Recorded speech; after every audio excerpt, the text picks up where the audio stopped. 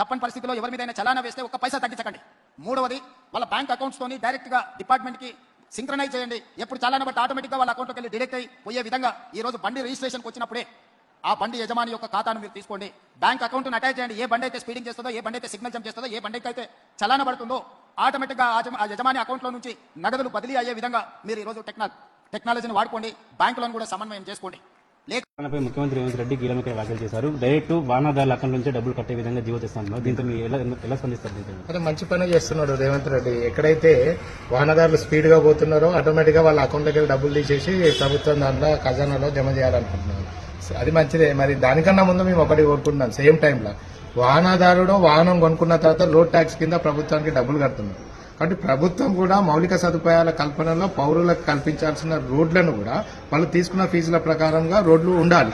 రోడ్లు లేనప్పుడు ఎక్కడైనా గుంతలు ఉన్నా, జారి పడ్డా, యాక్సిడెంట్లు అయినా, ఆ రోడ్డు గుంతలు పడ్డప్పుడు, బండి డ్యామేజ్ అయినప్పుడు ప్రభుత్వ అకౌంట్ నుంచి కూడా ఈ వాహనదారులు ఏదైతే నిన్న ప్రెస్ మీటింగ్ లో చెప్తున్నాడో రేవంత్ రెడ్డి, వాహనం యొక్క రిజిస్ట్రేషన్ అయ్యేటప్పుడే ఓనర్ యొక్క బ్యాంక్ అకౌంట్ ని మ్యాపింగ్ చేసి పెట్టామని చెప్తున్నాను. సేమ్ టైంలో కూడా ఆ ఓనర్ కి ప్రభుత్వం అకౌంట్ యొక్క మ్యాపింగ్ కూడా చేసి పెట్టారు.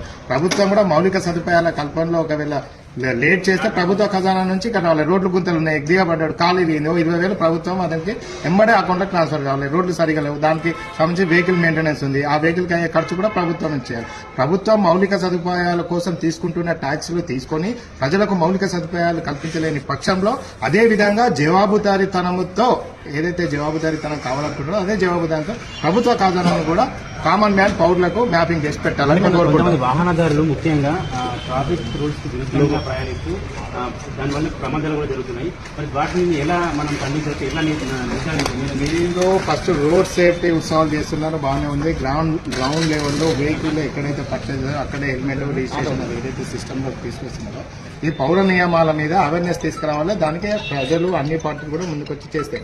అంతే తప్ప ఒక రాజు పాలన లెక్క, హిట్లర్ పాలన లెక్క వాళ్ళు చేయకపోతే డబ్బులు తీసుకుంటామంటే సామాన్య ప్రజలు 8-10 వేలు సగటున వేతన జీవనం. ఆ 2 వీలర్ మీద మన ట్యాక్సీలే సరిపోతే ఏముంటాయి? ఫస్ట్ ప్రభుత్వాలు చేయాల్సిన సౌకర్యాలు చేసి ఈ నిబంధనలు పెడితే బాగుంటుంది.